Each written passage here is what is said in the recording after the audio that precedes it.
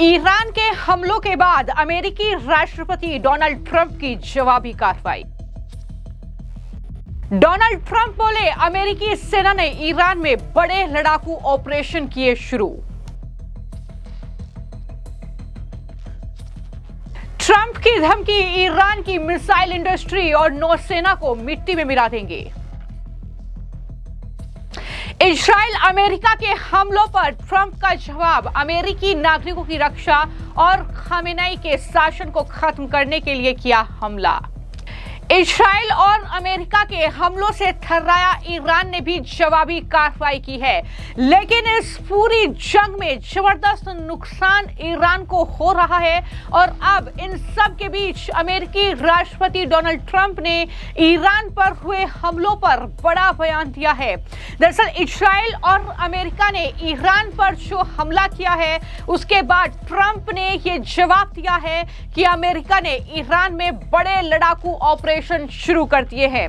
इतना ही नहीं, ईरान पर हमले पर सबसे पहला रिएक्शन ट्रंप का आया है और ट्रंप ने सोशल मीडिया प्लेटफॉर्म एक्स पर जो वीडियो शेयर किया है, उसमें यह कहा कि अमेरिका के ईरान पर जो हमले किए गए हैं, दरअसल उसका मकसद जो है वो अमेरिकी नागरिकों की रक्षा करना और खामेनेई के शासन को खत्म करना है।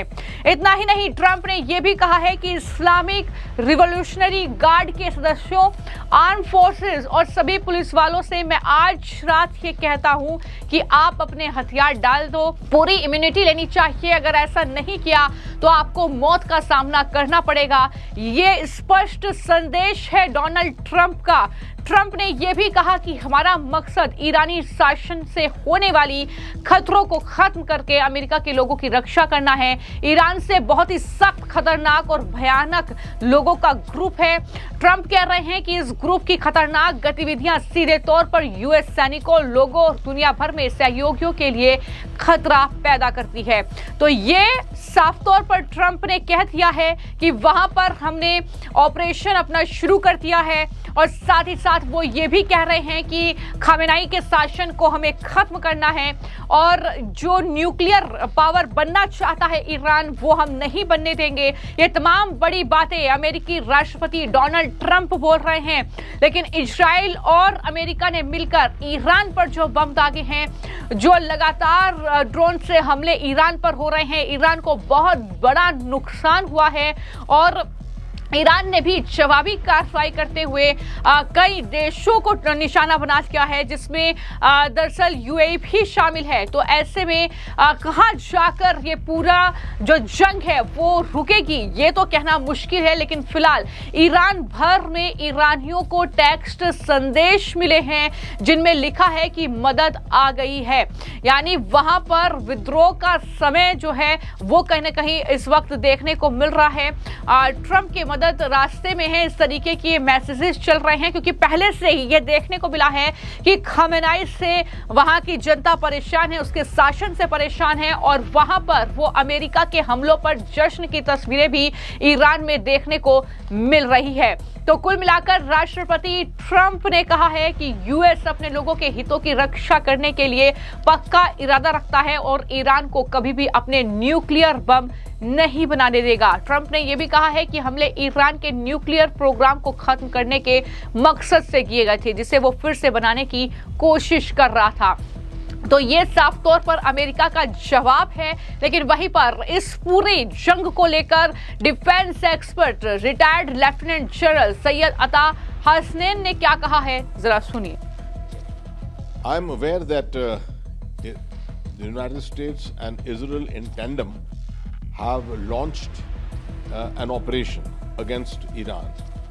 This operation has been building up for quite some time, and I would also recall that more than 6 months ago a 12-day war was fought between Iran and the US-Israel combined, in which the nuclear facilities of Iran were allegedly destroyed. The confirmation for that, damage assessment and confirmation for that was never revealed to the world.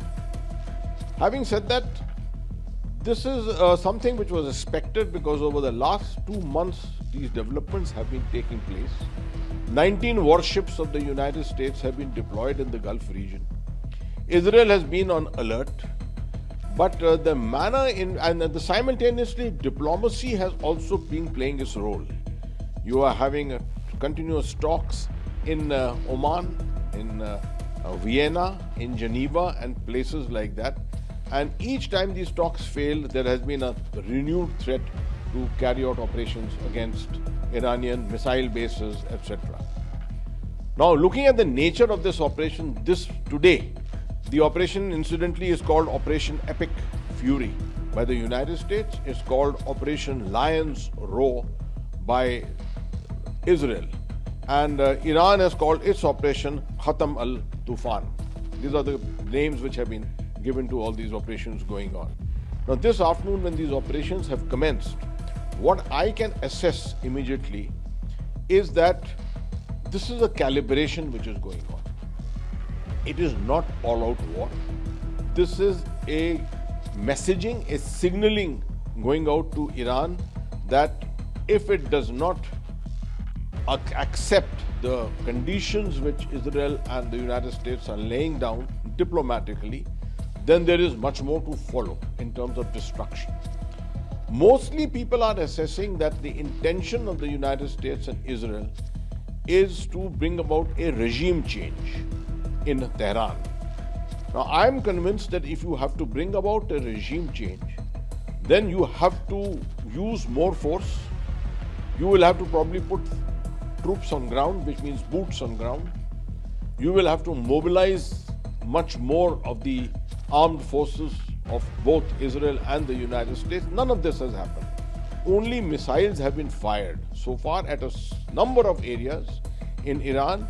The targets so far reported are all military targets. There is no civilian target and apparently no civilian casualties so far. Now, if people are assessing that the United States and Israel will go the whole way to carry out a regime change and will carry out mass destruction of Iran, then it has to be remembered that it will be very akin to what has happened in Gaza.